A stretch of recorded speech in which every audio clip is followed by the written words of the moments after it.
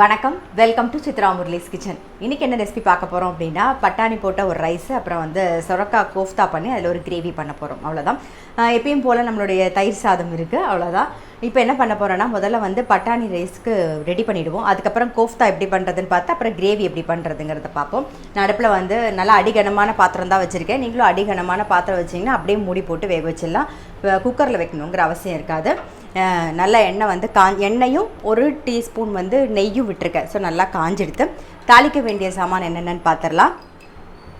பட்டை, 2 கிராம்பு, ஒரே ஒரு ஏலக்காய், பிரிஞ்சி இலை 1, சீரகம் ஒரு டீஸ்பூன், பஜ்ஜி மிளகா ஒன்று சேர்க்க போகிறேன். இது வந்து ஆப்ஷனல் தான், இது சேர்க்கணுங்கிற அவசியம் கிடையாது.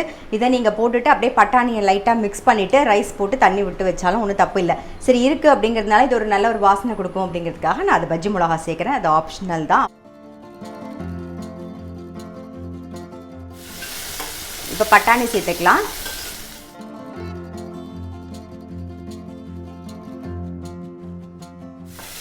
இப்போ பட்டாணியும் லைட்டாக வதங்கி எடுத்து பாஸ்மதி அரிசி வந்து 1 கப்பு பாஸ்மதி அரிசி எடுத்து நல்லா வாஷ் பண்ணிவிட்டு ஒரு 20 நிமிஷம் ஊற வச்சு தண்ணியெல்லாம் வடியை விட்டு எடுத்து வச்சுருக்கேன்.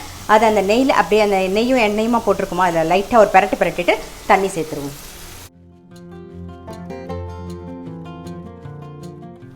ஒரு கப்பு பாஸ்மதி அரிசிக்கு ஒரு 1.5 கப்பு தண்ணி விட்டுக்கலாம். நாம்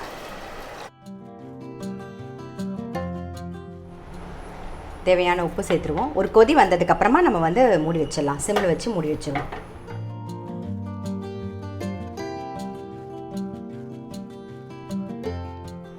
நல்லா ஒரு கொதி வந்துடுது. சிம்மில் வச்சுட்டு மூடி வச்சுருவோம். வெந்துட்டு இருக்கட்டும். அதுக்குள்ளே நம்ம வந்து சொரக்காய் கோஃப்தா பண்ண போகிறோம். அதுக்கு நான் சொரக்காயை வந்து நல்லா துருவி வச்சிட்ருக்கேன். துருவின சொரக்காயில் தண்ணியெல்லாம் நல்லா புழிஞ்சு எடுத்துருவோம்.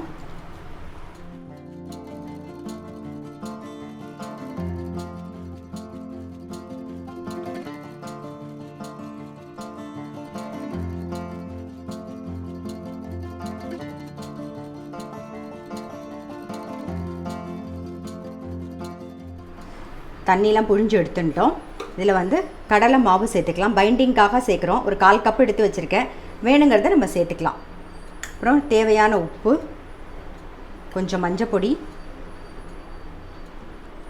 ரெட் சில்லி பவுடர் கொஞ்சமாக பெருங்காயம் சேர்த்துக்கிறேன்.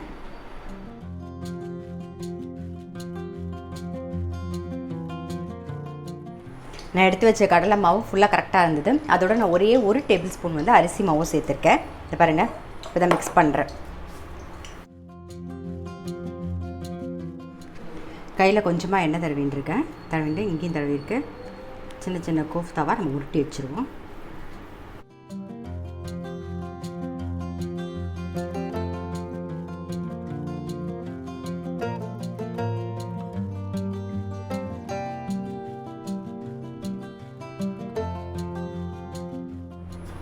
இந்த பக்கம் பட்டாணி ரைஸும் ரெடி ஆகிடுது. ஸோ அதை ஆஃப் பண்ணி அதை ஓரமாக வச்சிடலாம். நம்ம இந்த பக்கம் எண்ணெய் காஞ்செடுத்து கோஃப்தாவை பொரிச்சிடும்.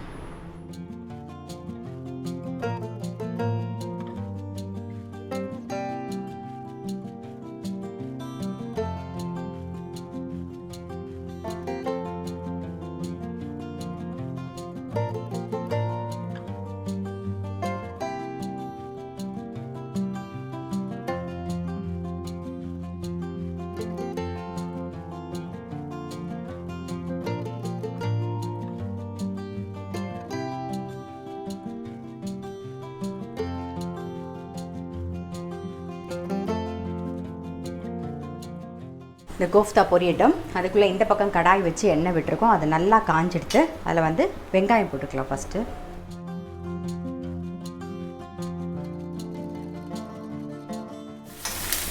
வெங்காயம் வந்து லைட் ப்ரௌன் கலராக மாறணும், அது வரைக்கும் வதக்கணும். ஸோ அது வரைக்கும் வதங்கட்டும். லைட் ப்ரௌன் கலரில் மாறிடுத்து. இப்போ இஞ்சி பூண்டு விழுது வந்து 1 டீஸ்பூன் சேர்த்துக்கலாம். இது கொஞ்சம் நல்ல பச்சை வாசனை போக வதங்கணும்.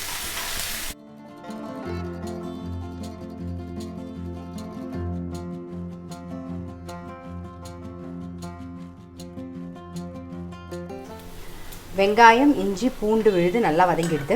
இப்போ வந்து ஒரு 3 தக்காளி வந்து பியூரியாக அரைச்சி வச்சுருக்கேன். அதை சேர்த்துக்கலாம்.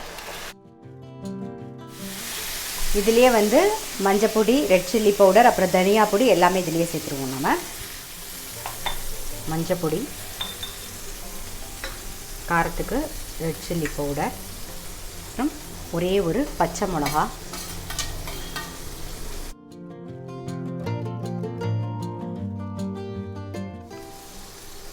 தனியா பொடி.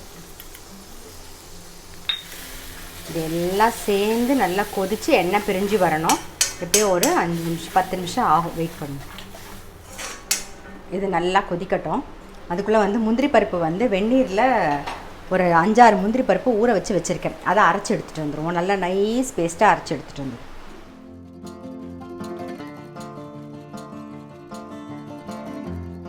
முந்திரி பருப்பு விழுதாக அரைச்சி எடுத்துன்னு வந்தாச்சு.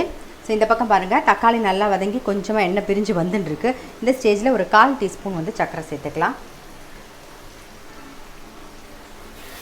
சரிதா, எண்ணெய் பிரிஞ்சு வருது. இன்னும் ஒரு 5 நிமிஷம் கொதிக்கட்டும். அதே மாதிரி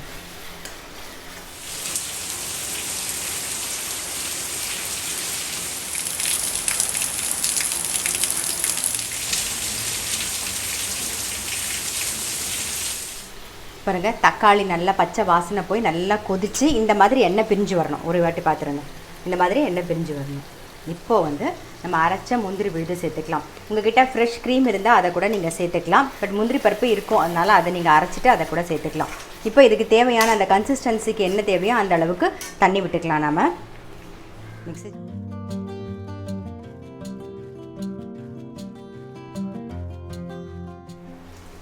ஒரு கொதி வரட்டும்.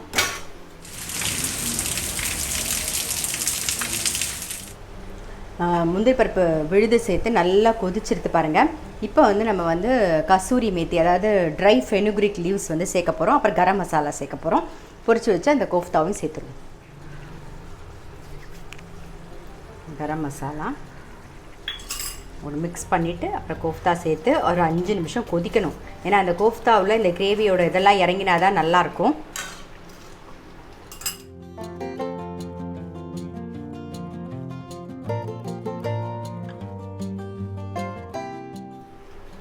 ஒரு 5 நிமிஷம் நல்லா கொதிக்கட்டும்.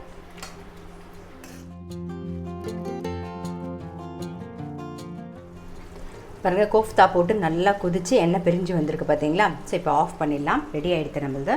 இப்போ தயிர் சாதமும் நான் கலந்து ரெடியாக எடுத்து வச்சாச்சு. அவ்வளோதான். இன்றைக்கி ரெசிபி பார்த்துருப்பீங்க. பட்டாணியும் பஜ்ஜி மிளகாயும் போட்ட ஒரு ரைஸு, அதுக்கப்புறம் வந்து சொரக்காய் கோஃப்தா போட்ட ஒரு கிரேவி, தயிர் சாதம். அவ்வளோதான். ரொம்ப சிம்பிள் தான். கண்டிப்பாக நீங்களும் உங்கள் வீட்டில் ட்ரை பண்ணி பாருங்கள்.